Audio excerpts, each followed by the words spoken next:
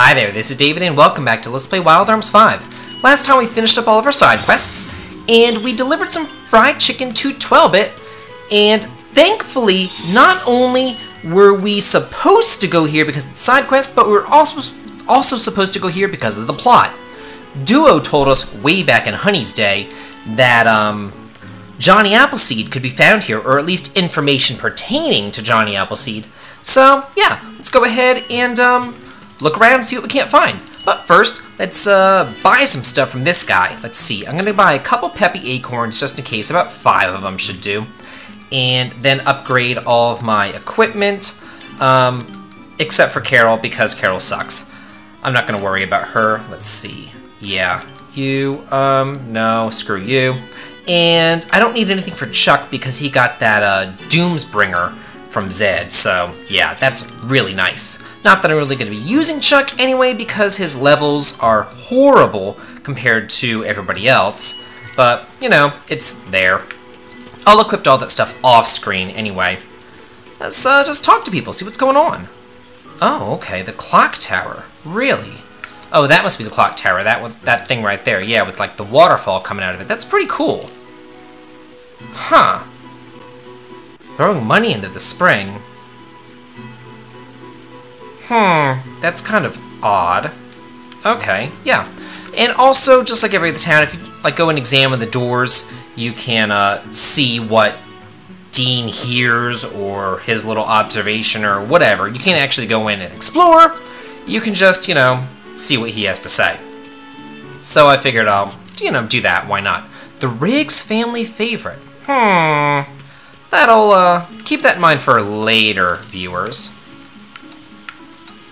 Oh, okay, yeah. Oh, so this is just like a really, really, really wealthy town. It reminds me kind of like a European type of town. Oh, okay. Huh. Yeah. Poor guy lost the hair on his head. It's actually on the same continent as Capo Bronco, but you can't access this town from that area. So it's kind of strange that Capo Bronco kind of has like a European, or has like a Japanese Oriental type feeling, whereas this has more of a European type feeling to it. Even though it is on the same continent, it's just divided by mountain ranges. So apparently she sees dead people. Yeah. So she's just fascinating. Anyway, over here, talk to this guy, and that's Ashley from Wild Arms 2. So I assume that the guy that we saw in Mirror Pulse wasn't Ashley. Maybe it was Rudy. Or maybe it was just some random guy with blue hair. Beats me. I don't know. Everybody has blue hair in these games. So, you're over 60 years old and you still refer to yourself in third person. There's nothing that annoys me more than people who refer to themselves in third person. I've never in my life, like, met somebody who refers to themselves in third person. Pretty much the only time that I've really heard it is on Seinfeld, whenever George did it for a little bit. But, I know that, like, it's like a kiddie thing to do in these JRPGs, like in Saga 3. Nemesis used to do it whenever she was a kid, and it drove me insane in that game.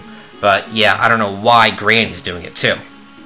Over here we have Lilka, and she'll give us a side quest much later in the game, and it has to do with her teleport orb.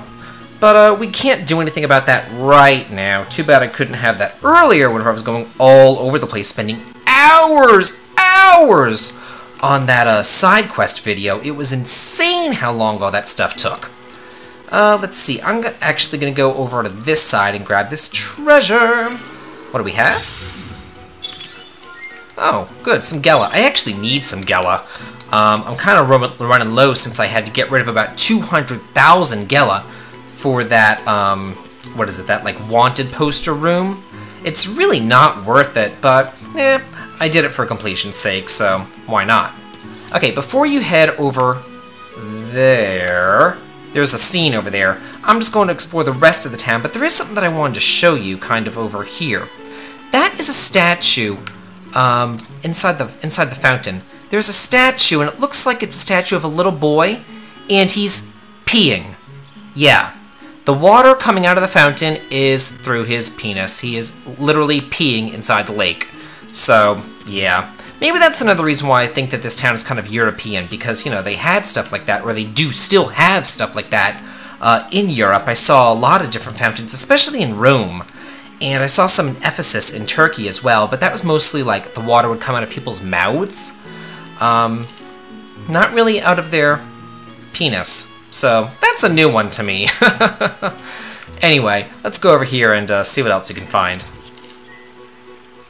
Oh, what are you doing? Oh, she's counting money. Yeah, people here seem to be pretty well off. Oh, really? Yeah, listen to what this kid says, because it's kind of meaningful, I guess. Yeah, matched set of arms, and it's a pair of guns that show up in The Adventures of Johnny Appleseed, which apparently is a book. There's some princess, an ice queen, who is locked in a cold jail cell, and she sheds tears, which turn into guns, which end up saving Johnny's life. So, yeah, kind of an allegory of the game itself. So, that's a nice touch. Oh, okay. I don't really know what TV show you're talking about, but I'll take your word for it, Dean. And over here, we have a cameo of Emma from Wild Arms and Wild Arms Alter Code F. Huh, maybe it was Maybelline. Who knows? Oh my god, why am I referencing that? I watched way too much TV in the 90s. Okay, so what we can actually do is get up on top of this awning right here, and you can see two little sparklies right there. So in order to do that, you have to climb up onto this pole, but don't get too high onto the pole, because if you do, you'll kind of hit the top of the pole. And I actually did that on my first try. It took me like 5 times my first time doing it whenever I was testing through here. Anyway, by doing that, you get a neutrino medal, and then over here, if I could just get it, yeah, you get a hit apple. So, yeah, very cleverly hidden spots, but nothing you can't handle. Oh, Lord Faradun, I guess he lives here too. Huh. Oh, well, that's nice. You know what? The more that I hear about these Sentinels, the more nice they seem to be. I mean, Persephone wanted to send out a search party for Nightbird, a human. Faradun doesn't put on airs, and he treats humans with kindness. It's really only Kartikeya who's a total asshole. I mean, even Duo seemed really shocked and hurt whenever she found out that Nightburn died. So, yeah, it's kind of a shame that the people that we have to fight are the only Veroni in the game who are, you know, actually decent, good people. What is it? Oh, hey, yeah, it's Lucille. That's right, we were told that she was sold off to a noble over here. Faradun, in fact. Yeah, why is Chuck hiding? I've got to agree with Rebecca here. Yeah, she seems okay.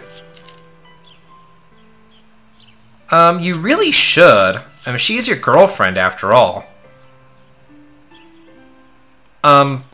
Rebecca, you really shouldn't be taking Chuck's side here. You should be taking Lucille's side. His pride? Well, you know what they say about pride. You know, pride comes before the fall. Seriously, who cares about pride? Like, it doesn't matter. You want to make sure that she's safe. She was sold into slavery, for God's sakes. And Chuck is her boyfriend. You know, come on. How hard is this? Go over and say hi. He does seem kind of embarrassed, though. Oh, okay. Huh. Lady Diana. I wonder if that's a reference to, you know, Princess Di. I know that that's England, and normally Wild Arms references America, but, you know, it's still West. And it just seems right up the alley for things that Wild Arms would kind of reference, so I'm gonna roll with it. Okay. Oh, okay. Well, yeah, she seems to treat you really nicely with days off, and you can go back home, so I guess it's really not slavery at all. But she probably doesn't get a wage. Yeah. Yeah, that's true. We're doing fine. I like how she says, so how are you guys doing? But before you can even answer me, let me tell you about this reality show that I was watching. Yeah. We certainly are. And how do you know about the wall? Like, we never said anything about the wall to Lucille, and all of a sudden she's using the same terminology that Dean and the rest of the group were using. It's kind of like whenever Nightburn started talking about the wall as well. But at least in that instance, Dean mentioned the wall before Nightburn started going on and on and on about it. I don't know how the entire world is using the exact same metaphor for the relationship between the races, I guess you would say. Yeah, she seems like a pretty nice chick. Oh, really? Huh. I would say it's high time that happened. Yeah. They're not all bad. Oh, what else does she have to say? Johnny Appleseed. So Lady Diana knows about Johnny Appleseed as well. Well, apparently so, Dean. Yeah. Yeah, let's go talk to her, see what she wants. Oh, that's true. Oh, okay. So how are we going to learn what she knows about him? Could you just go and talk to her and tell us? I mean, she seems like a nice enough person. Just go, hey, what's up with this Johnny Appleseed person? And then come back and tell us. It shouldn't take but 10 minutes. Yeah. Well, just do my suggestion. No, we have to do this the hard way. I understand how Chuck was feeling. After having failed to protect Lucille, his pride wouldn't allow him to cause her any more trouble. But at the same time, I know just how hard Dean's been looking for Johnny Appleseed, and how frustrated he must have been to have had a golden opportunity like that snatched away from him. Still, I have to admit, I'm a little jealous he's doing it all for Avril.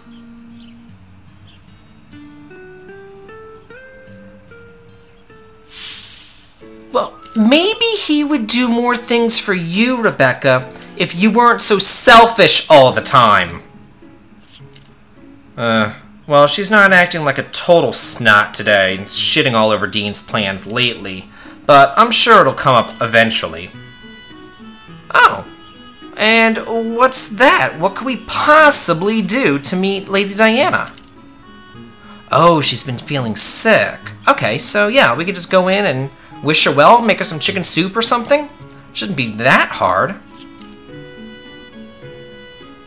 Can they really tell the difference, though? I mean, what do they have to, are they gonna, like, sew triangles onto their clothes or something to indicate that they're humans, like in the Holocaust? I mean, like, seriously, how are they going to know that they're humans?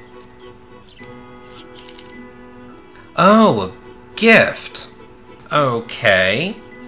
You know, why don't you just, like, go and ask her? Why do we have to go and do the stupid fetch quest? Yeah, we have to go find Laciel Blue in the southern desert. Oh, and of course they're out of bloom. Huh, reminds me of Nayuta Endless Trails. Oh, okay. Okay. Well, see ya. Thanks for the help. Yeah, that's true. You really should be more outgoing. I mean, you just said that you're gonna try to be more, what's the word I'm looking for? Strong-willed? Outgoing? Not being a coward all the time? Brave! That's the word that I'm looking for. You were trying to be more brave, yet you couldn't even, like, go and talk to your girlfriend. How was I not able to say the word brave? Like, it was on the tip of my tongue, and I was, like, using every antonym I could think of, but not the actual word. Anyway, now that we've done everything here that we could do in 12-bit, we have items to find on the world map. So I'm going to start searching for those items, and next time on Let's Play Wild Arms 5, we're going to go get that flower and then see about visiting Lady Diana. This has been David, and have a good day. Immediately behind 12-bit, like directly behind it, we have the black box. Yeah, I would say so. Huh. Yeah, how many? Okay. Well, I'm on a good start. Yeah, and he's an optional boss, and you don't have to search for him or anything like that, so we'll go back and talk to him whenever I open up all the chests, and hopefully this will not be a repeat of Wild Arms 4, where I opened up every single chest except for one, and I couldn't find that one chest. That really sucked. Directly to the northwest of 12-bit, right over here and here on the map, you're going to find puzzle box number 2, which upon completion will give you 5 Gala cards. Right here northwest of the train station, it's right there. And here on the map is a duplicator chest for...